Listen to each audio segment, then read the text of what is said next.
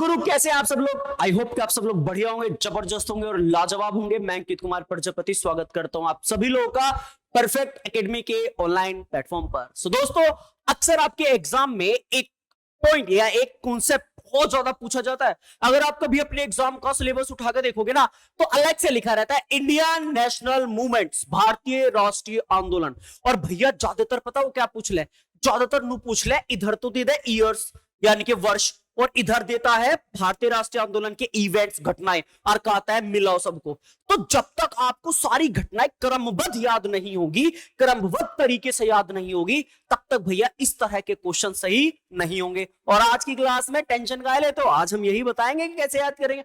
सारी की सारी कहानी दो फेज में मैंने डिवाइड कर दी है। आज की क्लास में पहली देखते हैं, पहली क्लास में, और जानते हैं सारी की सारी घटनाओं को क्रमबद्ध तरीके से, है कि नहीं। आ जाओ भाई। देखो, ये तो आप सब लोग जानते हैं कि जो आपका इंडियन नेशनल मूवमेंट है मेरे भाई, इसके लिए 3 फेज डिसाइड किए गए हैं, 3 चरण है भैया। कितने चरण है? 3 चरण। सबसे पहला जो आता है वो आता है उदारवादी चरण। कौन सा चरण? उदारवादी चरण, है ना, लिबरल फेज।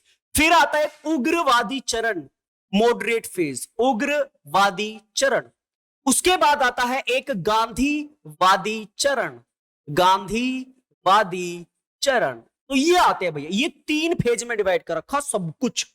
कहां से कहां तक? देखो, 1885 से 1905 तक का आता है उदारवादी चरण। 1905 से 1919 तक आता है उग्रवादी चरण।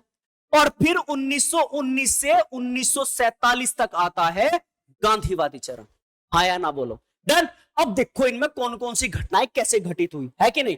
मैं ज्यादा लंबा नहीं, बहुत आराम से बताऊंगा और बहुत अच्छे से बताऊंगा। तो देखो भैया, भाई सबसे पहले बात करते हैं उदारवादी चरण की। सबसे महत्वपूर्ण घटना है जो घटित हुई 1885 में, जिसमें किसकी स्थापना हो गई सर? जिसमें कांग्रेस की स्थापना हो गई।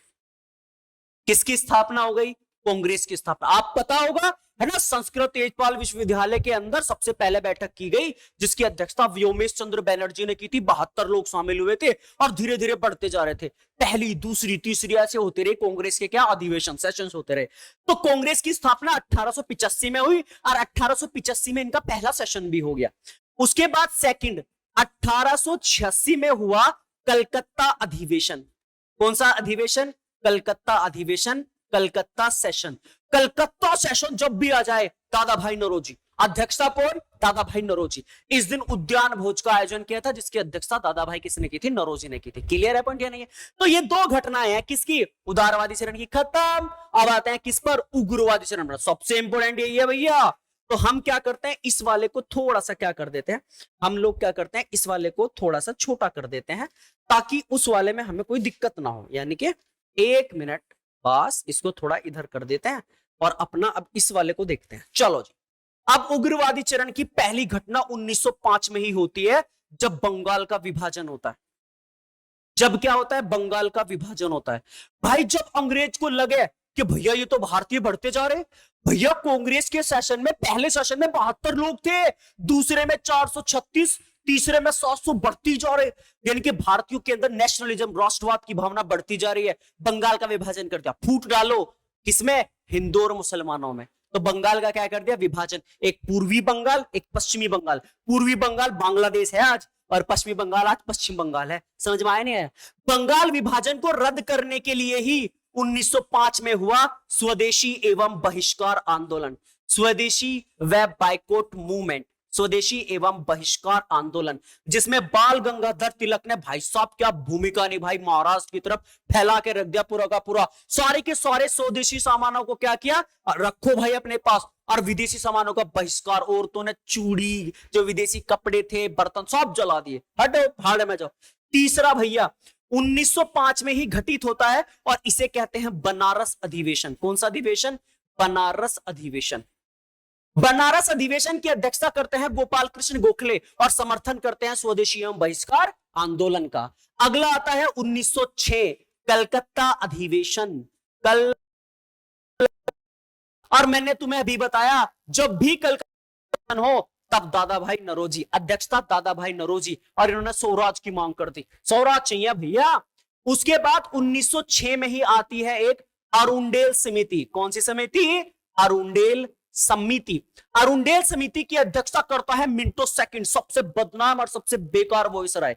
वो क्या करता है? अरुंडेल समिति के माध्यम से बंगाल विभाजन की जांच करता है कि बंगाल विभाजन सही हुआ है नहीं हुआ, क्योंकि ऊपर से भैया दबाव लग रहा है कि जांच करो कैसा हो रहा है, और आंदोलन चलाया हुआ है भैया चेक करो कि बंगाल विभाजन किस उद्देश्य से हुआ है। भाई बंगाल विभाजन नु कह रहे बहुत बड़ा है और हम राज नहीं कर पा रहे, सही से प्रशासन नहीं चला पा रहे, तो इसलिए डिवाइड कर रहे हैं। अच्छा, हिंदू और मुसलमानों को साफ साफ बढ़ाने की दिख रही है तुम्हारी स्ट्रेटेजी, कैसे नहीं हो रहा? रद्द करो इसको। अरुंडेल समिति जांच कर रही थी, कुछ नहीं हुआ, कहां से हो जाएगा? 1906 है कि नहीं? और भैया सबसे खतरनाक घटना मुस्लिम लीग। आगा खां का नाम तो तुमने सुना ही होगा।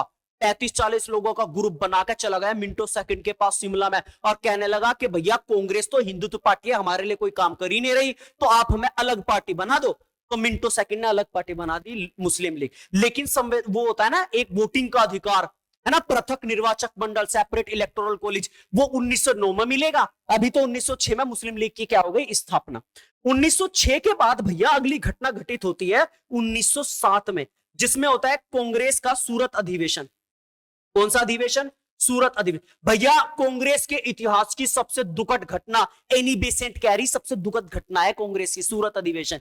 क्यों? क्योंकि कांग्रेस के दो फाड़ हो गए, एक बन गया कौन सा? नरम दल, एक बन गया गरम दल। नरम दल तो तुम जानते हो, बाकी सारी नेताएं नरम दल में है। गरम दल के 4 नेता सबसे प्रमुख है, बाल पाल लाल और विपिन चंद्र पाल। बाल गंगाधर तिलक, लाला लाजपत राय, है ना, विपिन चंद्र पाल, अरे एक अरविंद घोष, वो उसके नाम के, विपिन चंद्र पाल, बाल गंगाधर तिलक, एक हो जाएगा लाला लाजपत राय, और एक और थे, बिहारी घोष के नाम से थे शायद। एक नेक्स्ट लिखो। 1900 अगली घटना आती है 1907 के बाद अगली घटना 1909। 1909 में होता है मार्ले मिंटो सुधार अधिनियम। भाई साहब गांधी जी का कहना है सबसे बेकार जो एक्ट है वो ये वाला है, मार्ले मिंटो सुधार। मार्ले भारत के क्या थे? वॉइसराय, भारत के सचिव, और मिंटो क्या थे? भारत के वॉइसराय। सबसे बेकार और सबसे बेखटिया जो एक्ट रहा है वो ये वाला रहा है, मार्ले मिंटो सुधार अधिनियम। उसके बाद नेक्स्ट नो, और इसी अधिनियम में ना मुस्लिम लीग को पृथक निर्वाचक मंडल की मांग दे दी गई थी, हाँ कि ना। 1911 में आता है फिर दिल्ली दरबार। दिल्ली, भारत की राजधानी कलकत्ता से क्या बनाई जाएगी? दिल्ली। क्या बनाई जाएगी? दिल्ली। तो जॉर्ज पंचम, महारानी मेरी दोनों आ रहे हैं दिल्ली की तरफ से, और क्या कर रहे हैं? अनाउंस कर रहे हैं। जॉर्ज पंचम ने 2 ही काम किए, एक तो भारत की राजधानी शामिल कर दी और बंगाल विभाजन को रद्द कर दिया। सबसे बड़ी बात 1911 में होता बंगाल विभाजन रद्द। उसके बाद 1900 आप लिखेंगे नेक्स्ट, 1911 और फिर लिखना 1912। 1912 में हुआ हार्डिंग बम कांड। लॉर्ड हार्डिंग जो कि भारत के क्या थे? वॉइसराय थे। इन पर क्या गिरा दिया था?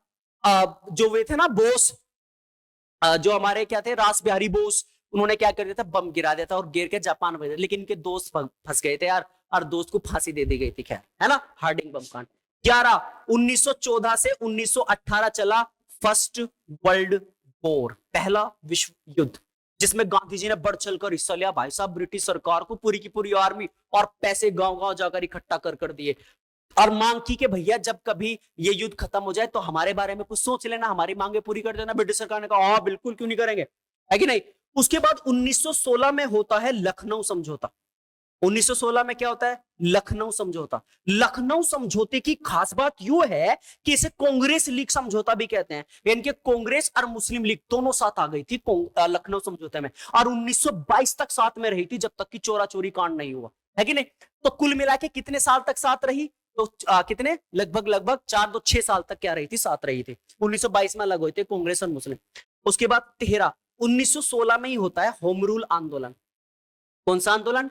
होम रूल आंदोलन। घर के लिए शासन, या घर के लिए क्या चलना? लड़ाई करना। होम रूल का मतलब ही होता है घर का शासन, है कि नहीं। एक तरफ बाल गंगाधर तिलक, एक तरफ एनी बेसेंट, दोनों ने मिलकर होम रूल आंदोलन की क्या की है? शुरुआत। लेकिन एनी बेसेंट को आपको पता ही होगा, एनी बेसेंट कांग्रेस की पहली अध्यक्ष बनी 1917 में, और 1917 में उन्हें गिरफ्तार कर लिया, है कि नहीं। बाल गंगाधर तिलक एक हो गए, दोनों का आंदोलन का नेतृत्व करने को कोई है ही नहीं, तो दोनों के आंदोलन को एक कर दिया था बाद में होम रूल, जिसका मोटिव था स्वशासन, स्वराज एक तरीके से हमें चाहिए, डोमिनियन स्टेटस का दर्जा मिलना, हाँ कि ना। उसके बाद 1917 में होती है अगस्त घोषणा। कौन सी घोषणा? अगस्त घोषणा। और देखो ये अगस्त घोषणा ना नाम की थी। फर्स्ट वर्ल्ड वॉर हुआ, ब्रिटिश सरकार ने कहा हम आपको क्या देंगे, भारत के प्रशासन में क्या देंगे, हिस्सा देंगे। अगस्त घोषणा में नू कहा कि भैया जो जो भारतीय प्रशासन में है उनके लिए स्थान और बढ़ाए जाएंगे, बस इसी घोषणा को अगस्त घोषणा कह दिया। उसके बाद अगले आ जाएगी 1919 मॉन्टेग्यू चेम्सफोर्ड सुधार अधिनियम। सुधार अधिनियम, ये इसका भी बहुत बड़ा रोल है कि नहीं। मॉन्टेग्यू भारत के क्या है, सचिव, और चेम्सफोर्ड क्या है, भारत के वॉइसराय। इसका उद्देश्य केवल यह था कि भारत में किसी तरीके से द्वैध शासन लगाया जाए, ड्यूल टैक्स लगाया जाए। तो द्वैध शासन 1919 में लगा था, 2 कर देने पड़ेंगे। कब लगा था, 1919 में। और 1935 में राज्यों में लगा था, 1935 में फिर केंद्र में लगा दिया था। द्वैध शासन, ड्यूल टैक्स देना पड़ेगा इसी एक्ट के थ्रू। तो लो भैया, ये थी कौन से चरण की, पहले चरण की और दूसरे चरण की सारी क्या घटनाएं, और विद सीरियल। तो आपको कहीं भी घूमने की जरूरत नहीं है, ये सारे सीरियल वाइज ही हैं। आई होप आपको क्लास समझ में आई होगी। इस वाले का मैं नेक्स्ट क्लास में बताऊंगा, कमेंट कर तब तक बताओ कि कैसी लगी क्लास, है कि नहीं। चलो तो मिलते हैं अगले क्लास में। Take care, tata bye bye. अपना ध्यान रखो, अपने माता पिता का ध्यान रखो, और आसपास सफाई जरूर रखियो, ठीक है। चलो टेक केयर।